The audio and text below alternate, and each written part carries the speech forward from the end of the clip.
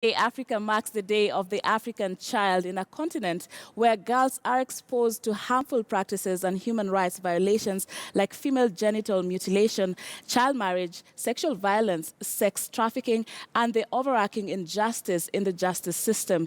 Every year, on the 16th of June, activists hope to raise awareness on the need for quality education for every child on the continent. Trix Ingado tells us more.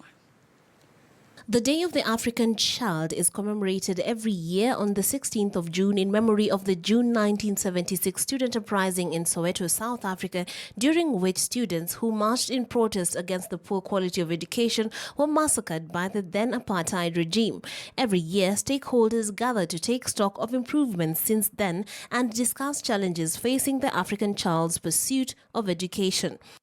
This year, the day will be commemorated on the theme of the 2030 Agenda for Sustainable Development for Children in Africa, accelerating protection, empowerment, and equal opportunity. The child-friendly version is accelerating protection, empowerment, and equal opportunities for children in Africa by 2030. While problems like apartheid are long-forgotten threats to education, modern Africa is still plagued by challenges that stand in the way of educating the African child.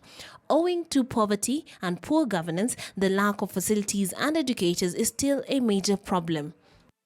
In warring countries, children are caught up in the fighting, with many being forced to either join in as child soldiers or flee for their lives. Systemic corruption, disease, and gender inequality are other hindrances. But countries such as Zimbabwe have grown in leaps and bounds. United Nations data shows the country has the highest, if not the best, ratio of school books per student. In the year 2000, the United Nations adopted the Millennium Development Goals, a set of targets for the year 2015. The second was to achieve universal primary education, more specifically to ensure that by 2015, children everywhere, boys and girls alike, will be able to complete a full course of primary schooling. That same year, the World Education Forum met in Dakar, Senegal, and adopted the Dakar Framework for Action, reaffirming the commitment to achieve education for all by the year 2015. At the time, according to UNESCO, only 57% of African children were enrolled in primary school, the lowest enrollment rate for any region surveyed. The report also showed marked gender inequalities. In almost all the countries, enrollment of boys far outpaced that of girls. Trix Ingado, KTN News, Nairobi. All right, so why the focus on the African child? And we have right here joining me in studio is our very own Ashley Mazuri, who has grim statistics actually to tell you why we need to talk more about the rights of children and why more needs to be done to ensure that our children are accessing basic rights. Ashley. Good morning, Sharon. Good morning to you. So the International Day of the African Child, of course, it has been celebrated for 26 years now, since 1991, and it honors those who participated in the Soweto uprising in 1976, like Trix said in her story. So this year's theme is accelerating protection, empowerment, and equal opportunities for children in Africa by 2030. So let's take a look at the issues that affect the African child. We have poverty, sanitation and nutrition, child labor, sexual violence, child marriage, and female genital cutting, also known as FGM, female genital mutilation. So let's take a look at poverty. 385 million children worldwide experience extreme poverty, and sub-Saharan Africa has the highest rates of children living in extreme poverty at just under 50%. Now, this means that these children lack education, they lack basic health care, they lack nutrition, they lack proper food, and even access to information. So let's take a look at sanitation and nutrition now. 1 out of every 5 deaths under the age of 5 worldwide is due to a water-related disease. Now, this is because of sanitation, and 40% out of children under 5 years are suffering from stunting. This is also known as low height for age, while 8% of under 5s are underweight. 7% of those children are suffering from acute malnutrition. All this is because of health and lack of proper sanitation and nutrition. Let's move on to child labor now. 36% of all children between the ages of 5 and 14 in sub-Saharan Africa are involved in child labor, while domestic work is the leading employment of girls under the age of 16, especially in Tanzania and Kenya. Now, commercial sex exploitation is one of the most hazardous forms of child labor common in Kenya, South Africa, and Madagascar. Now, a UNICEF-supported 2006 survey states that on sex tourism along the Kenyan coast reported that between 2,000 and 3,000 girls worked year-round as commercial sex workers, and nearly half of them started as young as 12 or 13 years of age. Now, let's take a look at this graph. We tend to say that child labor is mostly it's mostly with the girl child, but these statistics show otherwise. Now, Middle East and North Africa, 8% is boys, while 6% is girls. While in West and Central Africa, 11% is boys, while 9% is girls, while in Sub-Saharan Africa, 27 is boys and 27 is girls. They are a tie. While in Eastern and South Africa, 28% is boys and 24% is girls. You can see there's a bit of a tie between the child labor between both genders. Now let's move on to sexual violence. Violence against children can take any form in terms of physical, sexual, emotional abuse, and may even involve neglect or deprivation. So let's take a look at the first one, which is sex violence. As we had talked, around 120 million girls under the age of 20, that is about 1 in 10, have been subjected to forced sexual intercourse, or rather forced sexual acts at some point in their lives. That's a rather grim statistic. Yes, right it there. is a very 1 out of 10. Exactly, 1 out of 10. While in Kenya and Zimbabwe, most of men say their first incident of sexual violence took place before the age of 16. Now let's move on to violent discipline. Around 6 in 10 children between the age of 2 and 14 worldwide are subjected to physical punishment, while peer violence, close to 1 in 3 students between the age of 13 and 15 worldwide report involvement in one or more physical fights in the past year. Now let's go to child marriage. We have a graph there. In West and Central Africa, 42% of children were married after the age of 15, while 14% were married below the age of 14. While in Sub-Saharan Africa, 39% were married above the age of 15, while 12% were married below the age of 15. In Eastern Africa, 10% were married before the age of 15, while in Middle East and North Africa, 3% were married before the age of 15. Now let's move on to female genital mutilation, also known as female genital cutting. Now, 200 million girls and women alive today have undergone FGM.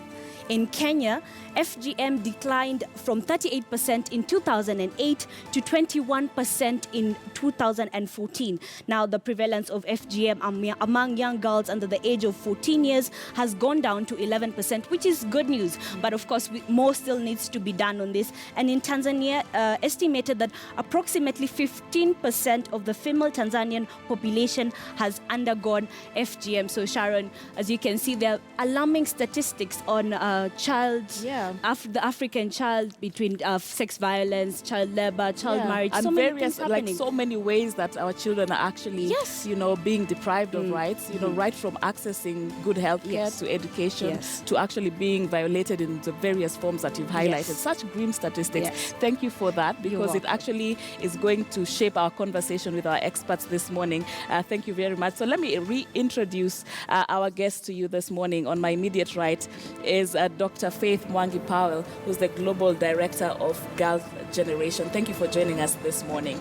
We also have Naitore Nyamu Madenge, who is a Program Officer with Equality Now.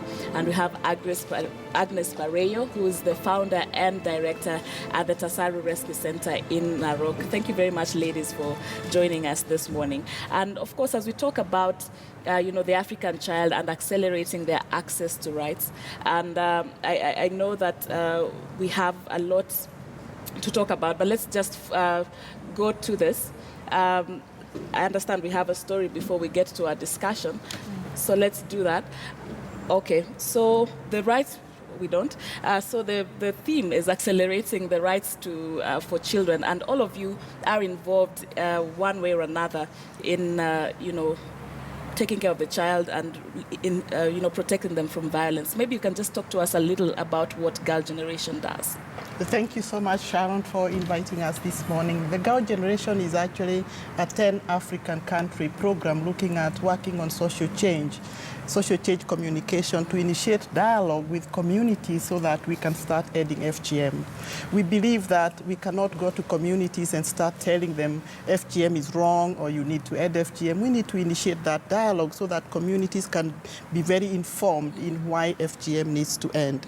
We recognize that FGM is an issue for everyone, right. Boys, girls, everyone needs to be involved in this campaign to end FGM. And that is why we have chosen the 10 most high prevalence countries across Africa, working with all the communities across Africa. And I think what is important for us is making sure that the resources to end FGM are reaching the communities who are at the forefront of the campaign. Yeah. All right. And Agnes, let me just shoot it right to you, because you also advocate for the ending of FGM. And from the statistics we've just gotten from Ashley, 200 million women across the world have been subjected to this act. And in this day and age, is it still as much a struggle as it was when, this conversation began? No, I'm happy to say that it is really slightly going down, because these days we don't rescue many girls like we used to when we started, because so many things have contributed. We educate these girls and educate the community on the effects of female genital mutilation. Because when you look at female genital mutilation, the parents don't take their daughters through FGM because they hate them. They take these girls through FGM because they think it's the right thing to do. Right. It's a because cultural thing. It's a culture, and it is a culture that is deeply rooted among the people. So going to the people, you just can't tell them to stop.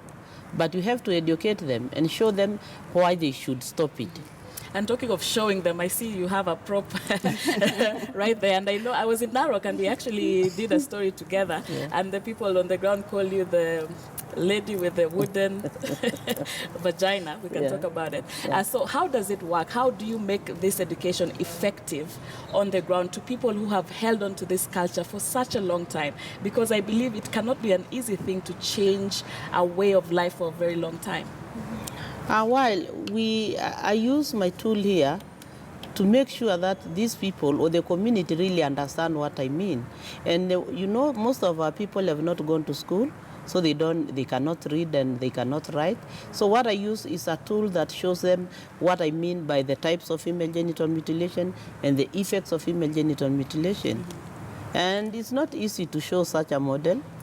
But because I have that passion in me, that I want this community to understand what I say, and I'm not crazy, and I'm saying that our girls need education, not female genital mutilation, I show this model that shows all the types of female genital mutilation. Right. And you see, what people see is different from what they hear, because you can easily forget what you hear, but what you see remains in your mind. So you demonstrate the kind of effects it would have on them. And Naitore, you work under the Program for Justice for Girls and End Sexual Violence. Perhaps let's talk about the various kinds of violence that girls in Kenya and young girls are subjected to. Yeah. I'm just still going through the statistics that your colleagues has just given us, and it's a very grim picture for children in Africa. At Equality Now, we have various programs that are very specific in ending various harmful practices. We have the End Harmful Practices program that deals with early child marriage and female genital mutilation. We have the Sexual Violence program that looks at the various forms of sexual violence that are meted against girls, which is also a gross violation of their human rights. We also have the End Sex Trafficking program that deals with issues of sex trafficking. And also we have another program, the Legal Equality program, that looks at some of the laws that are discriminatory, because there's this where we have gender discrimination, that it's woven in the legal norms and the social norms. So our organization, which is a legal advocacy organization, really looks at all those issues or violations of the rights of women and girls, and how can we protect the rights of women and girls. All right. Yes. You just mentioned something that I know not many people are aware of, sex trafficking. Is this a thing that we are dealing with in the country, in Kenya? Yes, absolutely. It's just that for a long time, we thought this is not something that's happening in Kenya, but it's actually happening. We've received cases, and we have organizations that target the issue of sex trafficking specifically in Kenya. When you look at the coasts, there are so many instances and cases that have been reported in Naivasha, especially around the area of the flower farms. There have also been a number of cases that have been reported on the same. And we are happy that there's a unit at the Directorate of the Prosecution, the Directorate of the Prosecutor's Office, that deals with trafficking, which is a gain for us. But however, there is not much awareness on issues of sex trafficking, which comes at times in the form of sexual exploitation. Right. It can come even in terms of labor, in terms of child labor, and we need to know that even some of these girls and women are taken to other countries. At times it can even be from the rural area to the urban area, with the promise of a job. And when you get to your destination, you realize there wasn't a job. There's even no contract, and the terms of this so-called job is not what you had anticipated. Okay. Yes. And Dr. Faith, yours is an international kind of a platform, and in keeping with the idea of accelerating this access for these children to rights, I believe it starts right from their caregivers. How do you ensure that this information trickles down to this immediate caregivers, such that they know that FGM is an actual violation of the child rights? So what we do as a Girl Generation, you are very right, we are an international entity, but we believe that we need to work with the grassroots organizations. So we are galvanizing or bringing together a global movement. We are calling it the Africa-led global movement to end FGM. And that movement is made up of grassroots communities. We work very closely with people like Agnes, people who are at the forefront of the community, and we empower them, we support them financially with information so that they can be the one relaying the information. And there isn't really anything as important as information, giving people information so that they know that we don't hate their children. We are just saying that we can do things differently, so that we empower them. And I think what I have seen even in the communities we've worked in, recently we went to West Pokot, and what we have seen is that the big activists, the people who are at the forefront of the campaign, are young men, coming and saying, these are our future wives, these are our future daughters, these are our future girls, our sisters, we want to be part of this campaign. And I've been so encouraged. So themselves are owning it. And I think that's what we want people to do, to own this. This is not from the Girl Generation, it's together. We work together and own this so that we protect the rights of our girls.